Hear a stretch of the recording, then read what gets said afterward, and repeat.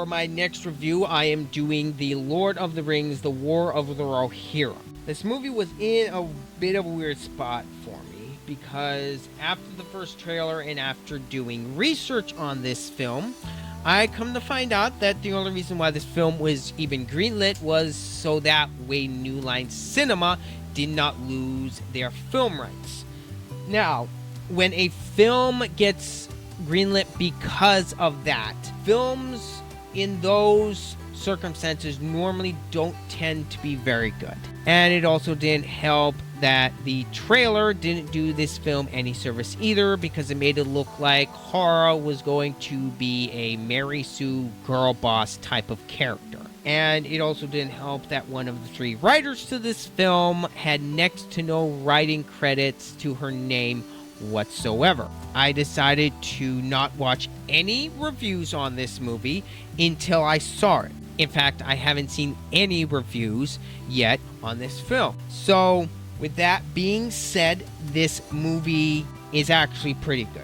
I am not going to lie, this movie surprised me quite a bit. One of the things I will say is this movie is absolutely gorgeous to look at. This movie has some phenomenal animation.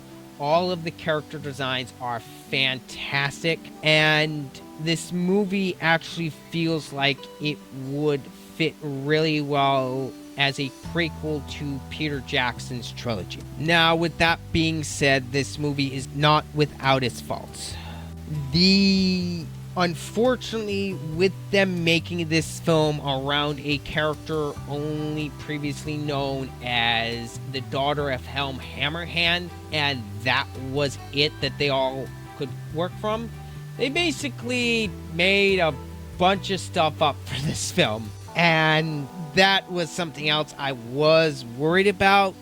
To my surprise, the writing for this film is pretty good. There are some things with Hara herself that kind of bug me, like her trying to get her own independence, and they did stick some modern things into this film that didn't quite fit with the setting whatsoever. Those things were very small, and thankfully I was able to ignore them enough to actually enjoy this film. The music as well is fantastic. Yes, it basically takes the music from Peter Jackson's trilogy, but I'm not going to complain. The music's fantastic. And overall, Hera herself as a character, since she's the main lead of this movie, which it should be Helm Hammerhand, let's be honest here, but with that being said, Hara is a likable character.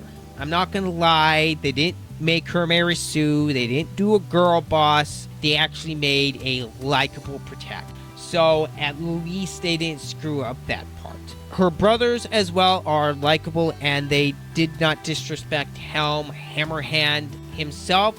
In terms of a man, he does some phenomenal feats in this. He is awesome to watch when he's on screen and actually fighting. The action as well is actually quite good. They actually has some really cool battle sequences in this film. So yeah, overall this film surprised me quite a bit. I am just relieved that this film is actually good. After all the crap that we've been dealing with nowadays, and after that horrendous series that I'm not going to name here that I do not consider Tolkien's work whatsoever, it is actually genuinely nice to get a good Lord of the Rings film. Even though a bunch of stuff in this film is made up, and stuff like the Shield Maidens, they did not exist in Tolkien's lore, let me be very clear. And even though this film is based around Hara as a character, that they didn't butcher anything. As that being said, those basically sum up my thoughts for this film. And my final score for War of the Rohirrim is a very solid 7 out of 10. This movie's not fantastic, but it's very much enjoyable. Despite all the issues with some of the writing and the fact that they made up a bunch of stuff for this film, I still enjoyed this film quite a bit. Let me know what you guys think down below in the comments if you have seen this film. Overall, this film is much better than expected. I'm not gonna lie. I want to thank you all for watching. And as always, this has been Ryder. I'm out.